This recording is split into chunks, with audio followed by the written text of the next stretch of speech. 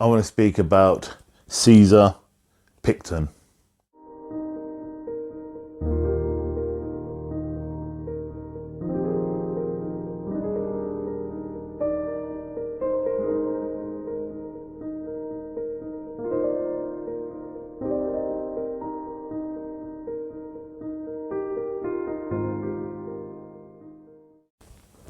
So welcome, this is my first video based upon the blue plaques, which I'm going to be driving around in and around London and all around the UK to bring these blue plaques to life and speak about the different people that would have lived and died at these locations. The first person I'm going to speak about is a person called Cesar Picton.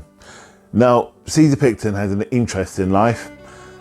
First of all, let me just start with the story how I came across Cesar Picton. I was driving through Thames Ditton on the way to work, and I came across this really prominent house which is standing in the middle of the square as you drive through. Couldn't see what the plaque was, but I knew there was a plaque. You could see the plaque from a distance. But obviously there was it's an old village, so there's obviously bigger buildings and older buildings that are there, but this house seems to be really grand. There was something about it which really stood out. So I thought, you know what, I'm going to start working and doing videos starting from roughly where I live. So I thought I'll start with this house because it seemed to be drilling it into me and seemed to be talking to me. So I thought, let me just record something based upon this house, as you can see. So let me talk about Cesar Picton, which is interesting because what I learned to find out is that he was actually a slave, and he was one of the ones who in the 17th century he was freed and then started his own business and then eventually became a very wealthy and powerful individual. So let me speak about him from the beginning. Now, Cesar Picton was born in Senegal in West Africa. They say roughly in the early 17th century, and they said roughly age 6 was brought to the UK as a slave in 1761. He was taken by Captain Parr, and when he arrived at the UK, he was just dressed in a sack. That's what the slaves were dressed as. Now, as far as we are aware, there's no 100% proof, but according to Picton, he told and said that he had, I think, 2 sisters and a brother, and his mum and dad he never saw again, as he was stolen from his parents back in the 17th century. And again, remember, in the 17th century, as being a slave, you was the property of the slave owner. So you didn't have much rights. You just had to just crack on and do what they wanted to do with you. And you were sold, no matter where you were sold into, working in the cotton fields, you was either sold around the British Empire, or you could have been working in the house if you was lucky. So and if you was lucky, you become free.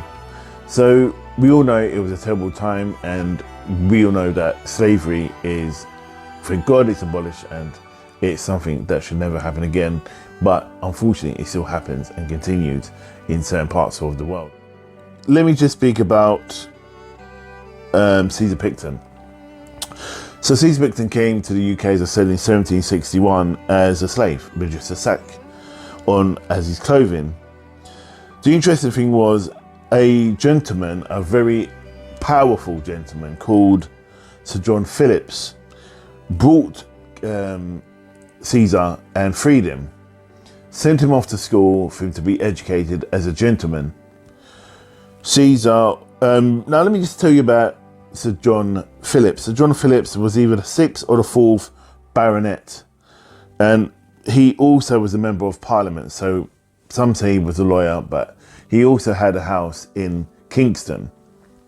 When he freed Picton, he went to work at Picton's house as a servant and was given a wage. So obviously with the wage which Cesar was given, he invested it and learned ways to be a merchant, and then begun selling coal. Now Cesar got the name Cesar Picton. It was given to him by Sir John Phillips. Now, Sir John Phillips had a castle in Wales called Picton Castle. Now, in them days, to be given someone of nobility or even a slave a name of a ancestral home was a very, very, very inspiring and groundbreaking thing to do. But as I said, Sir John Phillips and his wife opposed slavery.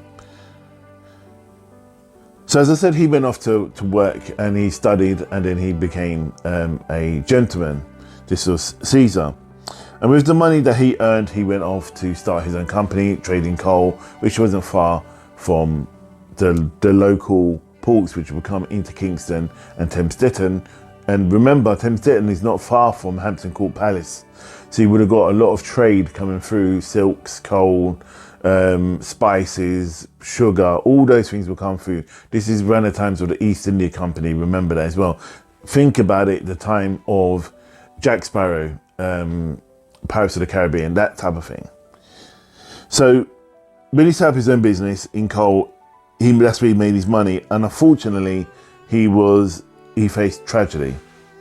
And at the age of 34, a good friend of his and wife of Sir John Phillips, who was Lady Phillips, died. But what was interesting is that she left him money in her will, and this was about £100. So arguments, people, I believe, is about £1 million in today's money.